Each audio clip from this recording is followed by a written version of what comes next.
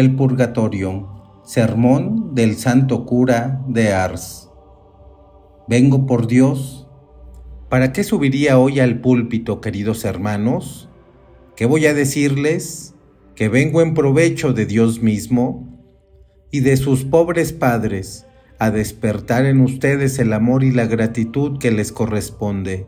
Vengo a recordarles otra vez aquella bondad y todo el amor que les han dado mientras estuvieron en este mundo. Y vengo a decirles que muchos de ellos sufren en el purgatorio, lloran y suplican con urgencia la ayuda de sus oraciones y de sus buenas obras. Me parece oírlos clamar en la profundidad de los fuegos que los devoran.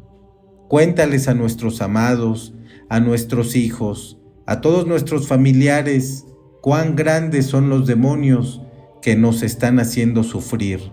Nosotros nos arrojamos a sus pies para implorar la ayuda de sus oraciones. Cuéntales que desde que tuvimos que separarnos, hemos estado quemándonos entre las llamas.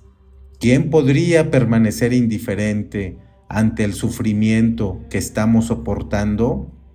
Ven, queridos hermanos, escuchan a esa tierna madre, a ese dedicado padre, a todos aquellos familiares que los han atendido y ayudado. Amigos míos, gritan, líbrenos de estas penas, ustedes que pueden hacerlo. Consideren entonces, mis queridos hermanos, la magnitud de los sufrimientos que soportan las almas en el purgatorio y los medios que ustedes poseen para mitigarlos. Sus oraciones, buenas acciones y sobre todo el santo sacrificio de la misa. Y no quieran pararse a dudar sobre la existencia del purgatorio. Eso sería una pérdida de tiempo. Ninguno entre ustedes tiene la menor duda sobre esto. La Iglesia, a quien Jesucristo prometió la guía del Espíritu Santo y que por consiguiente no puede estar equivocada y extraviarnos, nos enseña sobre el purgatorio de una manera positiva y clara, y es, por cierto y muy cierto, el lugar donde las almas de los justos completan la expiación de sus pecados antes de ser admitidos a la gloria del paraíso, el cual les está asegurado. Sí, mis queridos hermanos, es un artículo de fe. Si no hacemos penitencia proporcional al tamaño de nuestros pecados, aun cuando estemos perdonados en el sagrado tribunal, estaremos obligados a expiarlos. En las Sagradas Escrituras hay muchos textos que señalan que, aun cuando nuestros pecados pueden ser perdonados, el Señor impone la obligación de sufrir en este mundo dificultades o en el siguiente, en las llamas del purgatorio. Miren lo que le ocurrió a Adán. Debido a su arrepentimiento, Dios lo perdonó, pero aún así lo condenó a hacer penitencia durante 900 años. Esto supera lo que uno podría imaginar. Y vean también, David ordenó, contrariando la voluntad de Dios, el censo de sus súbditos, pero luego, acicateado por el remordimiento de conciencia, vio su propio pecado y arrojándose sobre el piso, rogó al Señor que lo perdonase. Dios, conmovido por su arrepentimiento, lo perdonó en efecto, mas a pesar de ello, le hizo saber que debería elegir entre 3 castigos que le había preparado debido a su iniquidad: plaga, guerra o hambruna. Y David dijo: prefiero caer en manos del Señor, ya que muchas son sus gracias, que en las manos de los hombres. Eligió la plaga, que duró 3 días y se llevó a 70,000 súbditos suyos. Si el Señor no hubiera detenido la mano del ángel que se extendía sobre toda la ciudad, Jerusalén hubiese quedado despoblada. David, considerando los muchos males causados por sus pecados, suplicó a Dios que le diera la gracia de castigarlo solamente a él y no al pueblo que era inocente. Consideren también el castigo a María Magdalena, Tal vez esto ablande un poco sus corazones. ¿Cuál será el número de años, mis queridos hermanos, que tendremos que sufrir en el purgatorio? Nosotros que tenemos tantos pecados y que, so pretexto de habernos confesado, no hacemos penitencia ni derramamos ninguna lágrima. ¿Cuántos años de sufrimiento debemos esperar para la próxima vida en el cielo? Cuando los santos padres nos cuentan los tormentos que se sufre en tal lugar, parecen los sufrimientos que soportó nuestro Señor Jesucristo en su pasión. Eso les describirá sensiblemente las torturas que estas almas padecen. Sin embargo, es cierto que si el más leve de los tormentos que padeció nuestro Señor hubiese sido compartido por el género humano, éste hubiese fenecido bajo tal violencia. El fuego del purgatorio, ese es el mismo fuego que el del infierno. La única diferencia es que el fuego del purgatorio no es para siempre. Oh, quisiera Dios, en su gran misericordia, permitir que una de estas pobres almas entre las llamas apareciese aquí rodeada de fuego y nos diese ella misma un relato de los sufrimientos que soporta. Esta iglesia, mis queridos hermanos, reverberaría con sus gritos y sollozos y tal vez terminaría finalmente por ablandar sus corazones. Oh, cómo sufrimos. Nos gritan a nosotros, sáquenos de estos tormentos. Ustedes pueden hacerlo si solo experimentaran el tormento de estar separados de Dios. Cruel separación, quemarse en el fuego por la justicia de Dios, sufrir dolores inenarrables al hombre mortal, ser devorados por remordimientos, sabiendo que podríamos tan fácilmente evitar tales dolores. Oh hijos míos, gimen los padres y las madres. ¿Pueden abandonarnos así a nosotros, que los amamos tanto? ¿Pueden dormirse tranquilamente y dejarnos a nosotros yacer en una cama de fuego? ¿Se atreven a darse a ustedes mismos placeres y alegrías mientras nosotros aquí sufrimos y lloramos noche y día? Ustedes tienen nuestra riqueza, nuestros hogares, están gozando el fruto de nuestros esfuerzos y nos abandonan aquí, en este lugar de tormentos, donde tenemos que sufrir por tantos años, y nada para darnos, ni una misa. Ustedes pueden aliviar nuestros sufrimientos, abrir nuestra prisión, pero nos abandonan. Oh, qué crueles son estos sufrimientos. Sí, queridos hermanos, la gente juzga muy diferentemente en las llamas del purgatorio sobre los pecados veniales, si es que se pueden llamar leves a los pecados que llevan a soportar tales penalidades rigurosas. ¡Qué desgraciados serían los hombres!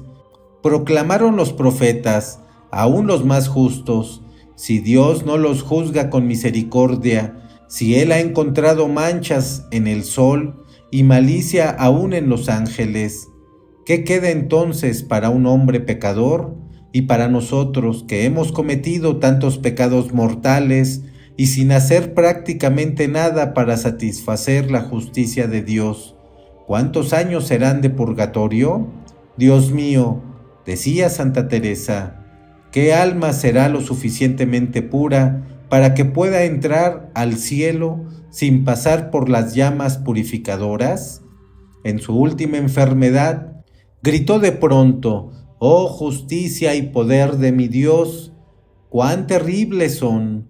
Durante su agonía, Dios le permitió ver su santidad como los ángeles y los santos lo veían en el cielo, lo cual la aterró tanto que sus hermanas, viéndola temblar muy agitada, le dijeron llorando: «Oh madre, ¿qué sucede contigo? Seguramente no temes a la muerte después de tantas penitencias y tan abundantes y amargas lágrimas».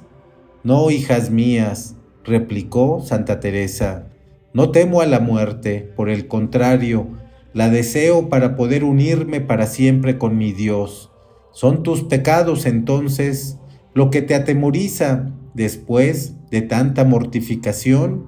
Sí, hijas mías, les dijo, temo por mis pecados y por otra cosa más aún. ¿Es el juicio entonces?